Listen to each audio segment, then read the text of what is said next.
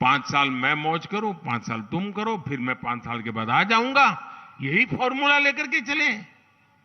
और इसलिए कांग्रेस के नेता हिमाचल के लोगों की कोई परवाह नहीं करते।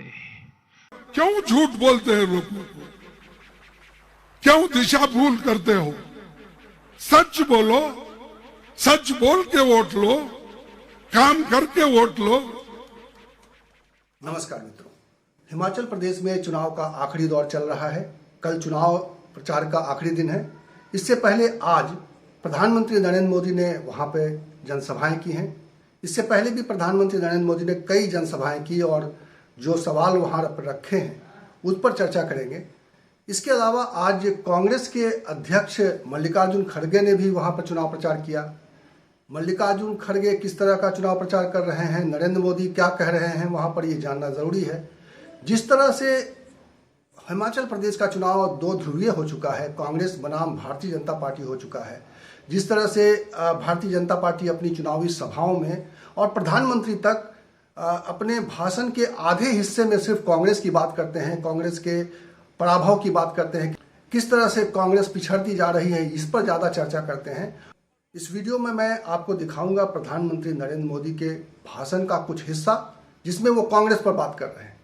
किस तरह से वो कांग्रेस के बारे में अपनी सभाओं में बात रखते रहे हैं, ये जानना ज़रूरी है। और उसी तरह से कांग्रेस के नेता किस तरह से अपनी बात रख रहे हैं लोगों के सामने, हिमाचल प्रदेश चुनाव में क्या मुद्दे रख रहे हैं, किस तरह से वहाँ पर जो एक रवायत चली आ रही है कि हर बार 5 साल में पार्टियाँ बदलती हैं, उस पर क्या चर्चा हो रही है, और किस तरह से कांग्रेस अपने एजेंडे को आगे रख रही है और किस तरह से भारतीय जनता पार्टी अपने एजेंडे को आगे रख रही है। ये अगर आप समझना चाहते हैं तो आपको ये वीडियो का छोटा सा हिस्सा जो ये दोनों नेता कह रहे हैं उसको सुनना पड़ेगा, और तभी आप समझ पाएंगे कि ज़मीन पर लड़ाई की तस्वीर क्या है।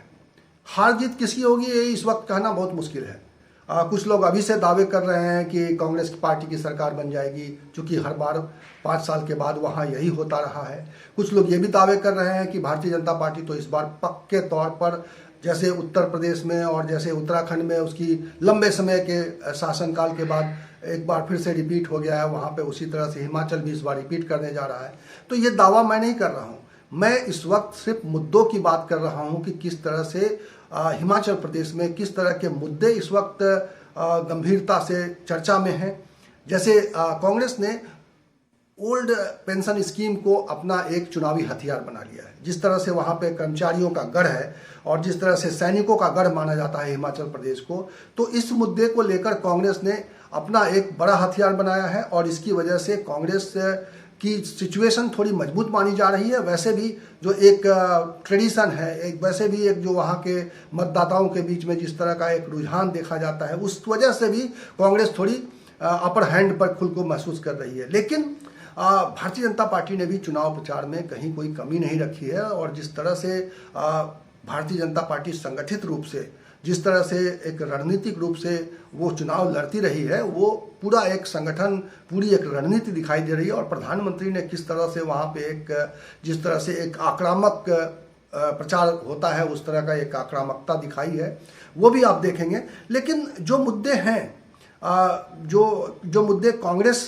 वहाँ पे सामने रख रही है, अब देखना ये होगा कि क्या ओल्ड पेंशन स्कीम पर जिस तरह से कांग्रेस ने एक माहौल बनाया है, उस माहौल में क्या सामने निकल कर आता है, किस तरह से वहाँ पे सरकारी कर्मचारियों का उसको समर्थन मिलता है। क्योंकि ओल्ड पेंशन स्कीम की वजह से कर्मचारी एकजुट हैं, और जिन राज्यों में खासतौर पर ओल्ड पेंशन स्कीम लागू हो गई है, जहाँ पे कांग्रेस की सरकार है, जैसे राजस्थान में, छत्तीसगढ़ में, तो वहाँ के नेताओं को खूब प्रचार करवाया है कांग्रेस ने राजस्थान में, हिमाचल प्रदेश में बुलाकर उनके जरिए ये लोगों को विश्वास दिलाने की कोशिश की है कि देखिए हमने राजस्थान में ओपीएस लागू कर दिया है और तमाम तरह के विरोध के बावजूद हमने लागू कर दिया है। उसी तरह से छत्तीसगढ़ के मुख्यमंत्री भूपेश बघेल भी लगातार वहाँ पर चुनाव प्रचार कर रहे हैं, और इस तरह से कांग्रेस ओपीएस को लेकर एक बड़ा अपना कमिटमेंट दिखा रही है।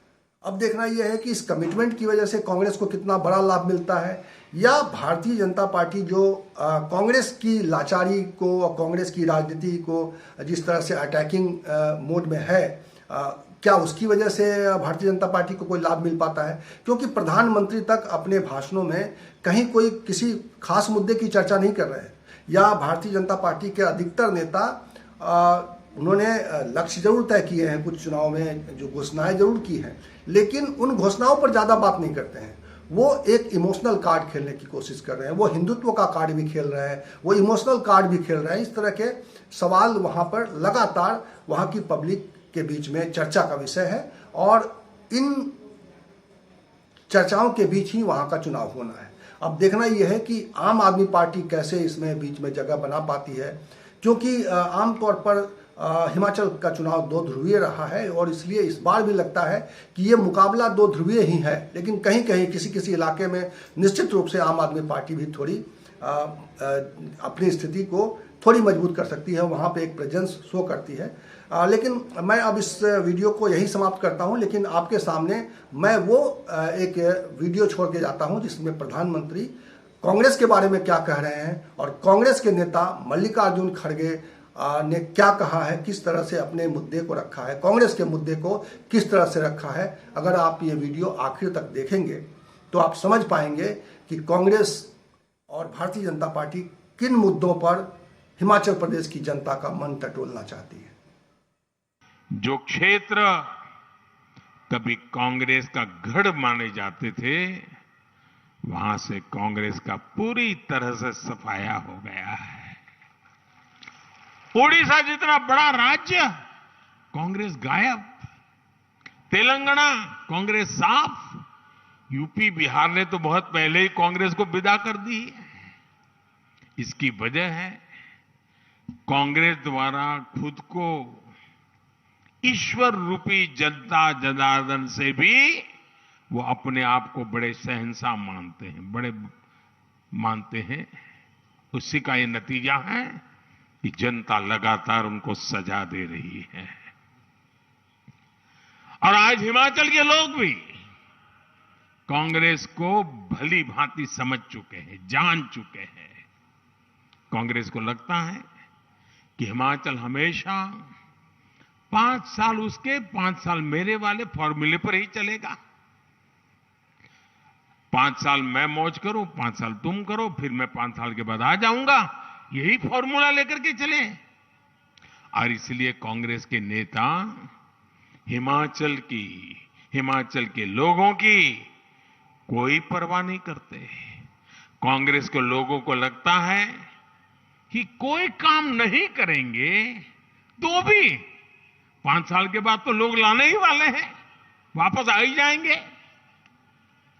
आप मुझे बताइए साथियों, कांग्रेस यहां पिछले 5 साल से विपक्ष की भूमिका में है, लेकिन इस दौरान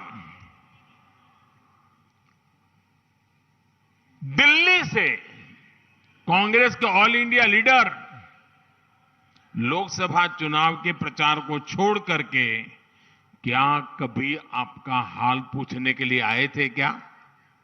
कभी आए थे क्या? कभी आपका हाल जानने के लिए आए थे? कभी कोई मुसीबत आई तो वो आपके पास आए थे? भाइयों बहनों, जरा 5 साल का हिसाब निकालिए।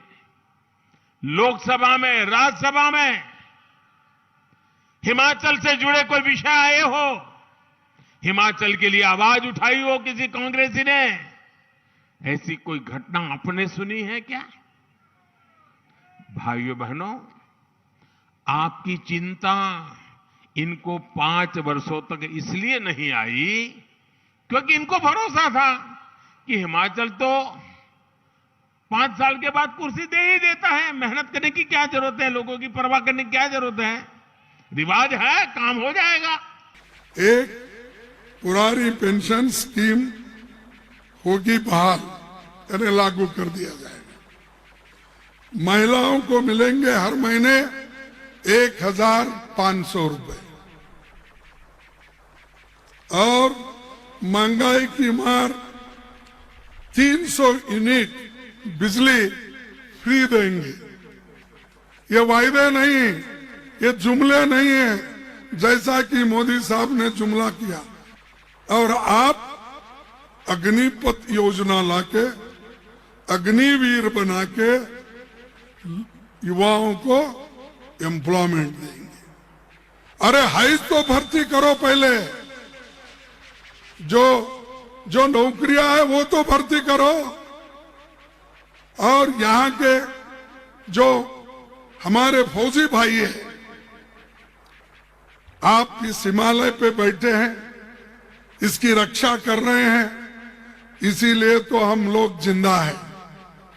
अब जो ये युवाओं को